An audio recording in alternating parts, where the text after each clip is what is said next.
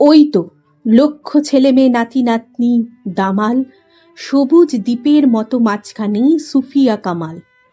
কবির সুমন লিখেছেন তার দ্বিতীয় মা বেগম সুফিয়া কামালের উদ্দেশ্যে। একটা সময় ছিল যখন বাংলার বহু মুসলিম পরিবারের মেয়েদের জন্য বই পড়া পর্যন্ত ছিল প্রায় নিষিদ্ধ। পর্দার আড়ালে বন্দী সেই সমাজ থেকেই উঠে এসেছিলেন সুফিয়া কামাল, যিনি শুধু কবিতা লেখেননি, কলমকে পরিণত করেছিলেন প্রতিবাদের ভাষায়, মানবতার কণ্ঠে এবং নারী মুক্তির সংগ্রামে। যে নারী নিজের মায়ের কাছ থেকে লুকিয়ে লুকিয়ে বাংলা শিখেছিলেন, তিনি একদিন বাংলা সাহিত্য ও সংস্কৃতির অন্যতম প্রধান মুখ হয়ে ওঠেন। ভাষা আন্দোলন থেকে মুক্তিযুদ্ধ, নারী অধিকার থেকে অসাম্প্রদায়িক চেতনা, প্রতিটি সংকটে তিনি দাঁড়িয়েছিলেন মানুষের পাশে। তার কণ্ঠে ছিল মমতা, আবার অন্যায়ের বিরুদ্ধে ছিল তার অদম্য প্রতিবাদ। কবি হিসেবে তিনি যেমন হৃদয় ছুঁয়েছেন, তেমনি সমাজ সংস্কারক হিসেবেও বদলে দিয়েছেন হাজারো নারীর জীবন। তাই সুফিয়া কামাল শুধু একজন সাহিত্যিক নন, তিনি এক সাহসের নাম, এক মানবিক চেতনার প্রতীক।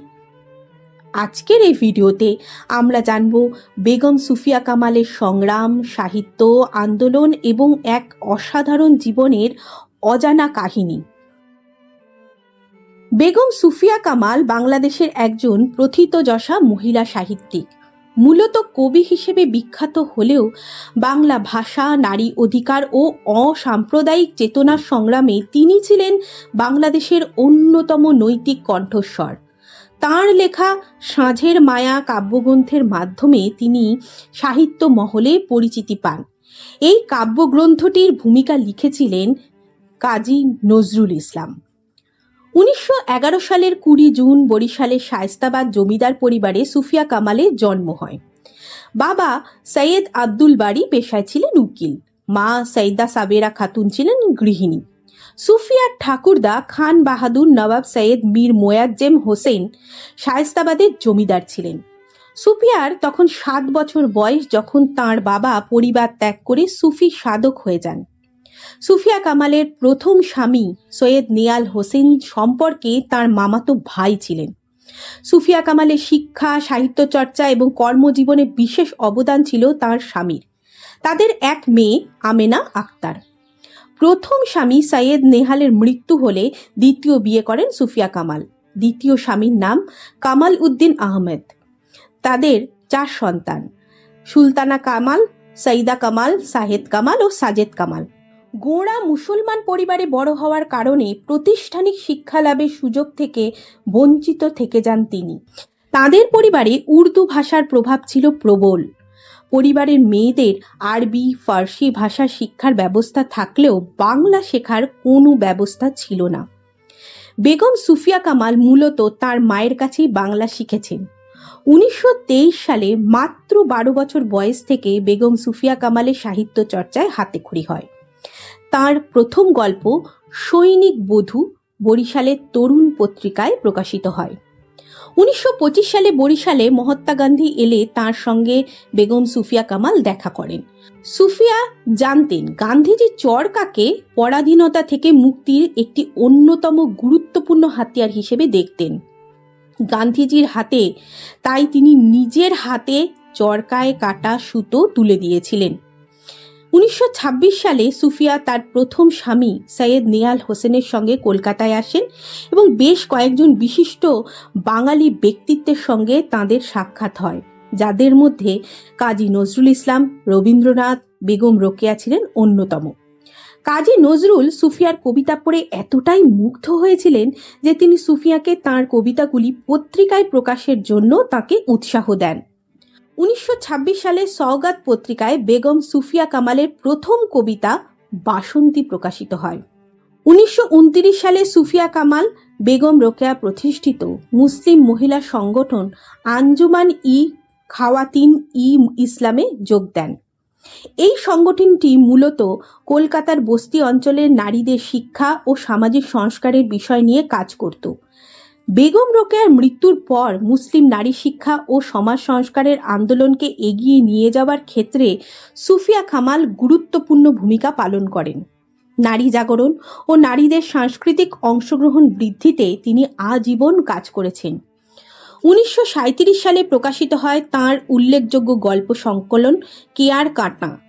বেগম সুফিয়া কামাল একালে আমাদের কাল নামে একটি আত্মজীবনীতে তাঁর ছোটবেলার কথা তিনি তুলে ধরেন। 1938 সালে প্রকাশিত হয় তাঁর সাঁঝের মায়া কাব্যগ্রন্থটি, যার ভূমিকা লিখেছিলেন কাজী নজরুল ইসলাম। গ্রন্থটি পড়ে রবীন্দ্রনাথ ঠাকুর প্রশংসাসূচক একটি চিঠি লেখেন সুফিয়া কামালকে, যেখানে তিনি লিখেছিলেন, তোমার কবিত্ব আমাকে বিস্মিত করে, বাংলা সাহিত্যে তোমার স্থান উচ্চে এবং ধ্রুব তোমার প্রতিষ্ঠা। রবীন্দ্রনাথ ঠাকুরের এই প্রশংসাপত্র তরুণ সুফিয়া কামালকে সাহিত্য জগতে বিশেষ মর্যাদা এনে দেয়। 1947 সালে প্রকাশিত বেগম পত্রিকার সঙ্গে তিনি ঘনিষ্ঠভাবে যুক্ত ছিলেন। এই পত্রিকাটি মহিলাদের বিভিন্ন সমস্যাকে তুলে ধরত। 1946 সালে হিন্দু মুসলিম দাঙ্গার সময় দাঙ্গা পীড়িতদের সাহায্যের ক্ষেত্রে তিনি বিশেষ ভূমিকা পালন করেন। 1947 সালে ঢাকা এসে বেগম সুফিয়া কামাল একটি মহিলা সংগঠন গড়ে তোলেন এবং এই সংগঠনের মাধ্যমে হিন্দু মুসলমান সম্প্রীতির জন্য বিভিন্ন সেবামূলক কাজ শুরু করেন। 1948 সালে সুফিয়া কামাল সমাজ সেবামূলক কাজের সঙ্গে আরও গভীরভাবে যুক্ত হয়ে পড়েন। হিন্দু মুসলিম সম্প্রীতি রক্ষার জন্য গঠিত শান্তি কমিটিতে যোগ দেন তিনি। এই বছরেই পূর্ব পাকিস্তান মহিলা সমিতি গঠিত হলে তিনি সেই সমিতির সভানেত্রী নির্বাচিত হন। 1949 সালে তাঁর সম্পাদনায় প্রকাশিত হয় সুলতানা পত্রিকা। 1952 সালের ভাষা আন্দোলনে সুফিয়া কামাল প্রত্যক্ষভাবে অংশগ্রহণ করেন। ভাষা আন্দোলনের সময় নারীদের সংগঠিত করতে তিনি গুরুত্বপূর্ণ ভূমিকা পালন করেন। তৎকালীন পূর্ব পাকিস্তানে নারীদের প্রকাশ্য রাজনৈতিক অংশগ্রহণ তখনও বিরল ছিল। পাকিস্তানি শাসনামলে বাঙালি সংস্কৃতি ও ভাষার ওপর দমন নীতির বিরুদ্ধে তিনি সাংস্কৃতিক প্রতিরোধের অন্যতম মুখ হয়ে ওঠেন। সামরিক শাসনের বিরুদ্ধেও তিনি ধারাবাহিকভাবে প্রতিবাদ করেন। 1969 সালে নারীদের জন্য মহিলা সংগ্রাম পরিষদ গঠন করেন এবং সংগঠনের সভাপতি নির্বাচিত হন তিনি। বর্তমানে এর নাম বাংলাদেশ মহিলা পরিষদ। 1969 সালের গণ অভ্যুত্থানেও অংশগ্রহণ করেন বেগম সুফিয়া কামাল। মুক্তিযুদ্ধের সময় ধানমন্ডির বাড়ি থেকে মুক্তিযোদ্ধাদের সহায়তা দিতেন সুফিয়া কামাল। স্বাধীনতার পর বাংলাদেশের নারী অধিকার আন্দোলনের অন্যতম প্রধান অভিভাবক হিসেবে তিনি পরিচিতি লাভ করেন। দেশের প্রগতিশীল ও অসাম্প্রদায়িক আন্দোলনেও তিনি ছিলেন অন্যতম নৈতিক নেতৃত্ব। 1990 সালে স্বৈরাচার বিরোধী আন্দোলনেও তিনি সক্রিয় ভূমিকা পালন করেন। সুফিয়া কামালের মোট প্রকাশিত গদ্য গ্রন্থের সংখ্যা 4, যথা 1937 সালে প্রকাশিত কেয়ার কাটা, 1968 সালে প্রকাশিত ভ্রমণ বিষয়ক গ্রন্থ সোভিয়েটের দিনগুলি, 1988 সালে প্রকাশিত আত্মজীবনীমূলক রচনা একালে আমাদের কাল এবং 1989 সালে প্রকাশিত 71 ডায়েরি। তাঁর রচিত একটি ছোট্ট উপন্যাস হল জনক। সোভিয়েত ইউনিয়নের ক্রিমিয়ায় মাত্র 15 দিনে তিনি এই জনক উপন্যাসটি রচনা করেন।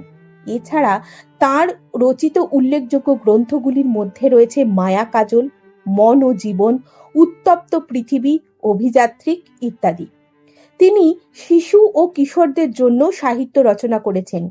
তাঁর কবিতায় মানবতাবোধ, নারী জীবনের অনুভূতি, প্রকৃতিপ্রেম, সাম্যবাদী চেতনা এবং অসাম্প্রদায়িকতার প্রকাশ বিশেষভাবে লক্ষ্য করা যায়। বিশ্বের একাধিক ভাষায় তাঁর কবিতা অনূদিত হয়েছে। 1984 সালে রুশ ভাষায় তাঁর সাঁঝের মায়া গ্রন্থটি সোভিয়েত ইউনিয়ন থেকে প্রকাশিত হয়। এছাড়া মার্কিন যুক্তরাষ্ট্রের বেশ কিছু পত্র-পত্রিকাতেও তাঁর বেশ কিছু কবিতা প্রকাশিত হয়েছে। 2001 সালে বাংলা একাডেমি বেগম সুফিয়া কামালের কিছু কবিতার ইংরেজি অনুবাদ সংকলন mother of pearls and other poem নামক একটি গ্রন্থ প্রকাশ করে।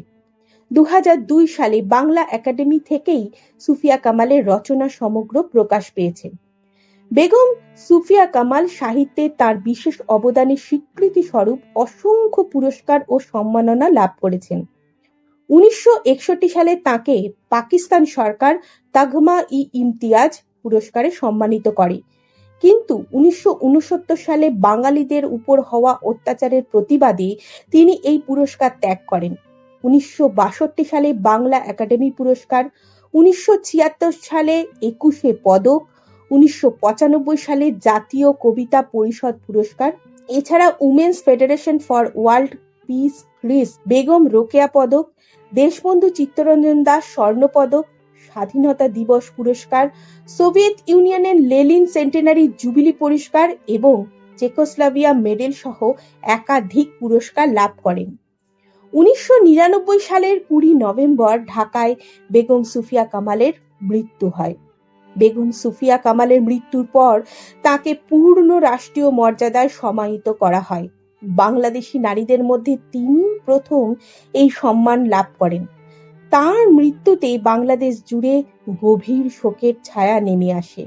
সাহিত্যিক, সাংস্কৃতিক কর্মী ও সাধারণ মানুষ তাকে বাংলাদেশের বিবেক হিসেবে স্মরণ করেন। এছাড়া 2019 সালের 20 জুন তার 108তম জন্মদিন উপলক্ষে গুগল ডুডল তৈরি করে সম্মাননা প্রদান করে। এছাড়া ঢাকায় অবস্থিত বাংলাদেশের জাতীয় গ্রন্থাগারের নাম তাঁর স্মরণে সুফিয়া কামাল জাতীয় সাধারণ গ্রন্থাগার রাখা হয়। ভিডিওটি ভালো লাগলে লাইক এবং শেয়ার করবেন। কেন করবেন? কারণ সব বাংলায় গত প্রায় 10 বছর ধরে বাংলা ভাষায় সঠিক ও নিরপেক্ষ তথ্যভাণ্ডার গড়ে তুলতে আপ্রাণ চেষ্টা করছে। সস্তায় জনপ্রিয় হওয়ার মতো ভিডিও সব বাংলায় বানায় না। অনেক পড়াশোনা করে বাঙালির জন্য বানায় এই সমস্ত ভিডিও। আগামী প্রজন্মের জন্য বাংলা ভাষাকে বাঁচিয়ে রাখার জন্য এই ধরনের কাজে আপনার একটি লাইক ও শেয়ার মূল্যবান। কারণ এভাবেই আমরা প্রমাণ করতে পারি সস্তার জনপ্রিয়তা নয়, বাঙালি সুস্থ সংস্কৃতির পাশে চিরকাল ছিল, আছে, থাকবে।